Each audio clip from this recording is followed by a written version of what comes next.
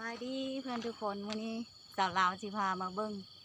ภูน้อยใหญ่ๆธรรมชาติงามๆอยู่ที่เมืองท่าโทมนั่นเองนะเบิ้งมาเด้องามจังเลยเบิ้งเลย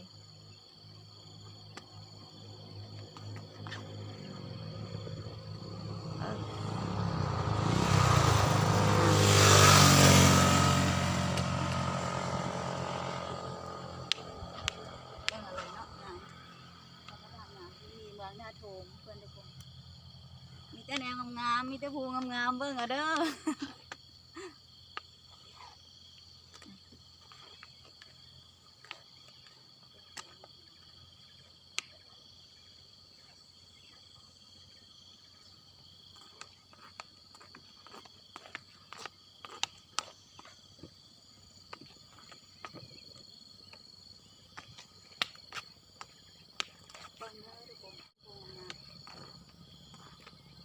เห็นบ่ทุกคนพูนะภูสูงๆภูหินเนาะภูยาวๆยาวไปหอดลุ่มพูนละทักทายให้เบิ้งบ่เห็นเดี๋ยวสิถ่ายเป็นวิดีโอให้เบิ้งเด้อทุกคนเห็นบ่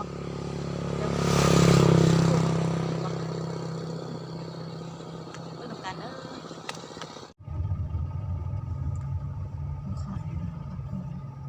ซื้อ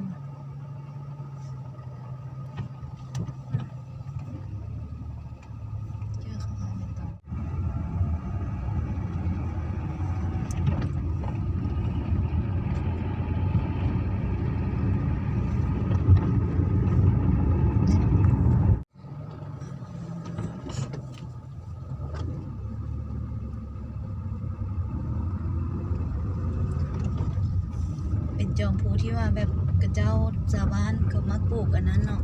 มันต้นแบบมันคนจีนทับซื้อนะ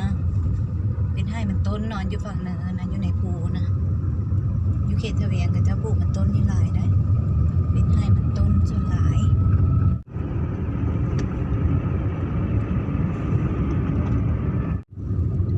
อันนี้มันกระเจ้าปลูกต้นกล้วยเนาะปลูกต้นกล้วยเพราะมันต้นกล้วยกินมากเด้อทุกคน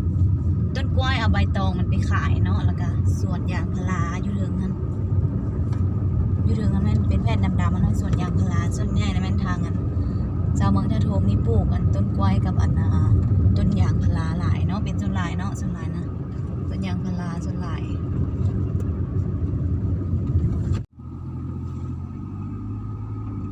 ถ่ายไปเห็นเป็นไง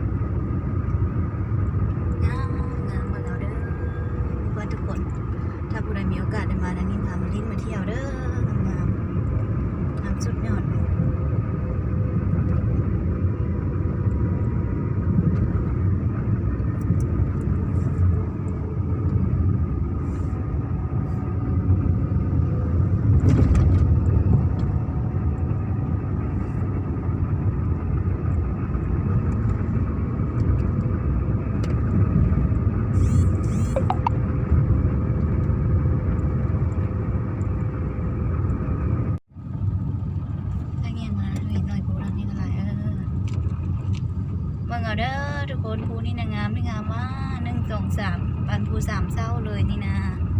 สังเกตเบิ่งดีๆเด้อภูด้วยนี่มี3จอมงามๆอยู่เมืองท่าโทเนาะทุกคน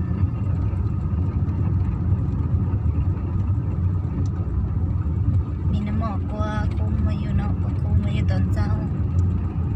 งามแค่งามว่า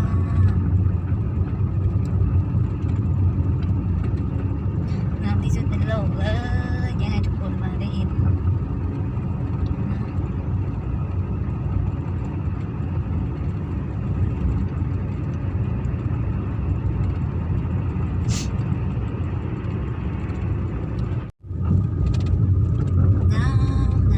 งามทุกคนเบิ่งเด้อธรรมศาสตร์เมืองลาวงามสวยสดงดงามมีภูผาป่าไม้งามที่สุดในโลกเลยวันนี้นะมุมนี้นะเป็นมุมที่ว่างามที่สุดเลยเนาะโอ้ยเบิ่งเอาเด้อทุกคน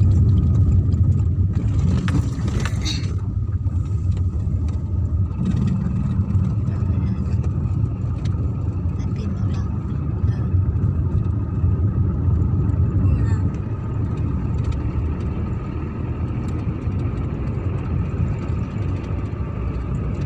พอได้มาทางเมืองท่าโทมเนาะที่เราไปเวียงจันทน์อาจจะเห็นเนาะ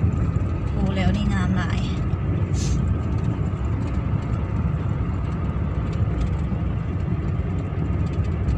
ก็มีด่านกวดเนาะอันนี้ด่านตำรวจอยู่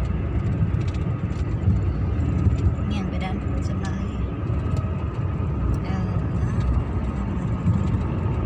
เบิ่งเอาเด้อทุกคนว่างามจังใดเนาะธรรมศาสตร์เมืองลาวนะงามแบบนี้เลยงามหลายสเรากับที่ขับรถเอาไว้นิดนึงเพราะว่ามันใกล้ชอดเวลาสเราสิ